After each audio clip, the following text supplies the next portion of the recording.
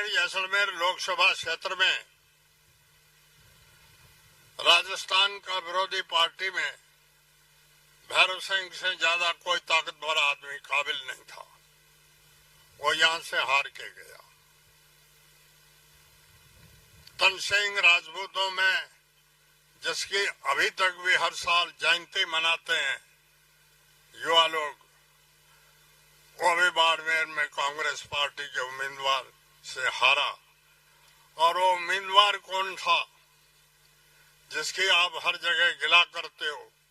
वो जात का बढ़िया था, और बढ़िया इस जिले का भी नहीं था, जोधपुर जिले का था, सेठ भी नहीं था। एक सेकेंडरी हायर सेकेंडरी स्कूल के बच्चे इंग्लिश सब्जेक्ट का प्राइवेट पढ़ाता था। और बाड़मेर में कोई कांग्रेस का उम्मीदवार न मिल रहा था, तब वो नाथुराम जी के पास गए और नाथुराम जी ने उसको बाड़मेर से कांग्रेस की टिकट दिला दी। तो भैरव सिंह हार सकता है, तनसिंह हार सकता है, तो इससे सब छोटे और हल्के आदमी है, अपन क्यों हारते हैं? उसका कारण साफ है, सच्ची लोग नहीं कहते हैं। उस जमाने में जाट, मेघवाड़, मुसलमान कांग्रेस के अपने आप में सीधे वोट मानते थे और 99% वोट कांग्रेस के हक में डालते थे, तब वो जीत के गए। आज वो जमाना आप खुद ने बदल दिया है। अभी विधानसभा चुनाव में हम हारे हैं, हमारे भारतीय जनता पार्टी ने हमको नहीं हराया। भारतीय जनता पार्टी के उम्मीदवार की जमानत जब्त हुई, तो हम कैसे हारे हैं? हमको कांग्रेस के लोगों ने हराया, जो अपने आप कांग्रेस के धनी कहलाते हैं। उनका नाम मैं लेना नहीं चाहता हूं। और अभी मैं इतना ही कहना चाहता हूं कि आप कांग्रेस के लोग ईमानदारी से कांग्रेसी हो जाओ, तो ये सीट कांग्रेस को मिलेगी। बीजेपी चाहे आसमान तक जोर लगा दे, कुछ नहीं होगा। और जो विधानसभा में आपने जाति का ग्रुप अलग अलग चलाया धंधा, वो चला, तो अपन हार जाएंगे। अभी भी मैं आपको बात सुनाऊं, राजस्थान पूरी में 40-41 जिला कांग्रेस कमेटी है। जिला कांग्रेस कमेटी का अध्यक्ष कहीं से भी कांग्रेस उम्मीदवार के खिलाफ चुनाव नहीं लड़ा। बाड़मेर जिला अध्यक्ष कांग्रेस का चुनाव लड़ा, और वो आज इस मीटिंग में उसके आदमी एक भी नहीं है, न खुद है। वो कल मीटिंग वो अलग बुला रहा है।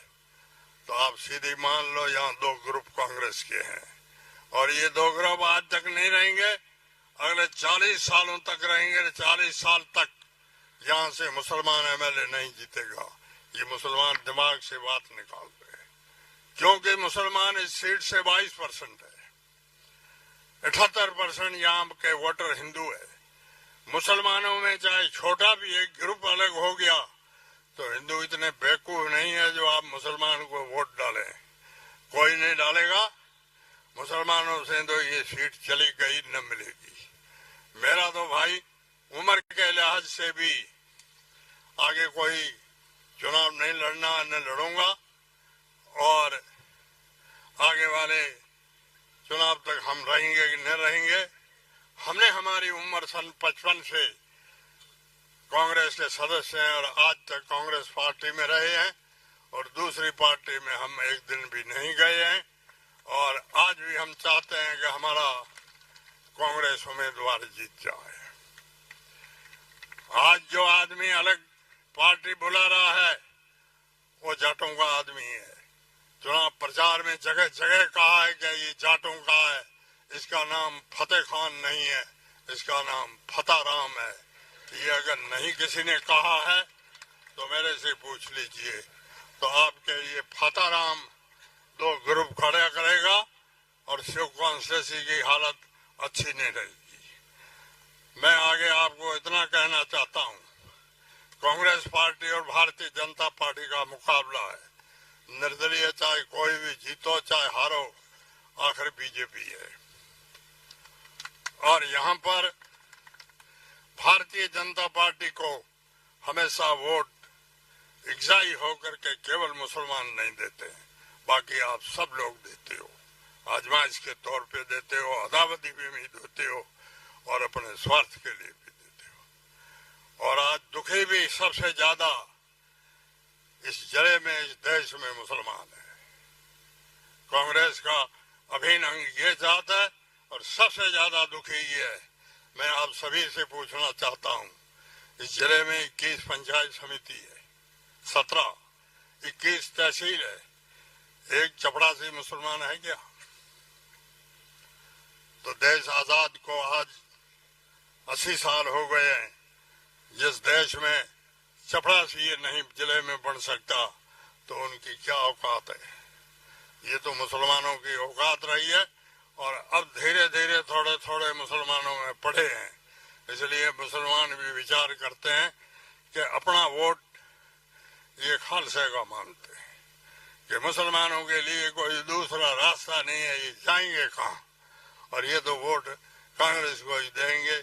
यार काम हुआ चाहे ना हुआ परवाह मत करो, दूसरा न राजी करने की कोशिश करो। अब इनमें भी ये रोज चर्चाएं होती है और मेरे पास डेली इनकी बातें आती है। मुसलमानों की हालत हरिजनों से नीची है, चाहे भले कोई माने चाहे न माने। मैं सभी आपसे चाहता हूं, डेमोक्रेसी का अर्थ ही है सबको बराबर रखो, बराबरी में जाति के हिसाब से रखो। हम भी यहाँ 16% है और शेड्यूल कास्ट भी 16% है।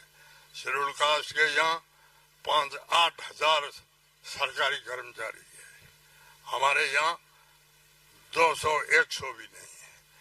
तो ये मुसलमानों के साथ अन्याय। अभी भारत सरकार में एक बिल पास हुआ है, वो भी केवल मुसलमानों के खिलाफ पास हुआ है, जिसका किसी भी कांग्रेसी सांसद ने भी कोई ऑब्जेक्शन नहीं किया है। इसलिए हम कांग्रेस में भी नाराज हैं। उन्होंने ये बिल पास किया है कि अफगानिस्तान, बांग्लादेश और पाकिस्तान से कोई मुसलमान इस देश की धरती पे आएगा उसको नागरिकता नहीं मिलेगी, और दूसरी जातियों का कोई भी आएगा उसको 6 दिन में नागरिकता मिलेगी। ये कहाँ की बराबरी है? ये किस बात की सेकुलरिज्म है? हाँ, ये तय कर लो दूसरे देशों से मुसलमानों की आबादी आकर के यहाँ ज्यादा नहीं बस जाए, तो उसके लिए इतना तो करो कि हिंदुस्तान का मर्द है और उसकी औरत अगर पाकिस्तान से लाई गई है तो उसकी नागरिकता के लिए रुकावट मत करो। मेरे गांव के पड़ोस में एक बूढ़िया गांव है, उसमें एक आदमी पाकिस्तान से शादी करके आया जिसको 24 साल हुए, उसको अभी तक नागरिकता नहीं मिली है। 4 उसके बच्चे हो गए, अब उसको आकर पाकिस्तान जाना पड़ेगा। कोई आदमी विचार नहीं करता है। तो मुसलमान जी में अपने आप किसी पर सुखी नहीं है, दुखी है। और मैं आप लोगों से इतना ही चाहूंगा, मेरे खिलाफ लगातार वोट 2 जाति देती है, एक तो शेड्यूल कास्ट देती है और एक जाट देते हैं। मैंने 25 साल यहाँ राजस्थान की विधानसभा में निकाला है, इन दोनों जाति का एक भी आदमी बता दे कि मैंने किसी मामले में इनसे 5 रुपया लिया है। एक भी आदमी कोई बता दे कि मैंने इनके किसी गांव में विकास की कोई इकाई होने नहीं दी, रुका दी है।